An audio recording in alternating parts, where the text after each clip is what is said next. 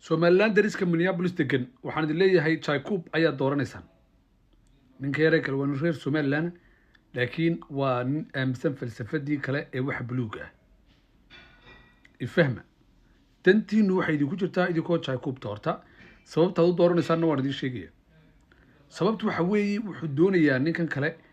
inuu hadhow toole midmadow u galiyo jiritaanka dadka reer Somaliland ee Minneapolis marka dad intaanu ku soo galin baa la iska moosa cidda dooranaysaan waa inaad taqaanaan guddigan arrimaha dibadda ee Congress-ka dalka Mareykanka berigi hore wax u dhaqaajin waay jiray waxa ku jirta Ilhaan Cumar maanta Jacob hadduu idinku yimaado kursiga cidda ugu badan ee uu dagaal la gelayo waa dadka reer Somaliland isaga laftirkiisu waa Somalilander laakiin waa dadka caasiga ah weey isaga iyo Saalax iyo Muqdisho joogay iyo xayir maareeye iyo Cabdi Xaashi iyo waa tiimka weey caloosho shaqaystayaasha ayuu ka yarna ku biiray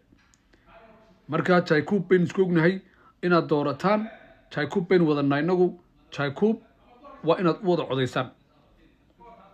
sababtoo ninkaasi falsafadiina iyo Somalilandnimadiina iyo waxaad wadataan iyo waxa midna isaga shaqadiisa ma dadka reer Somaliland waa wada reer Somaliland kuwa Soomaaliya waa u Soomaaliya ma kala jecla eeg marka waliga ya Allah qofkii falsafadaada iyo waxaad adigu rabto ku hirgelinaya siyaasaddu waa dantaada ninka ku fulinaya ayaa diinad hoosta la soo gashada aad iyo aad bad maasantii dadka reer Somaliland laakiin reer Minneapolis Landris waxaan idinku ogahay inaydan u codeynin inaydan ninkaasi hal cod aanu idinku helin haddii kale Britoole idinku soo kala qabanaya qofkii u codeeya ninkaasi eeg gacantu ha qallasho ma oran karayno idinma habaari karayne laakiin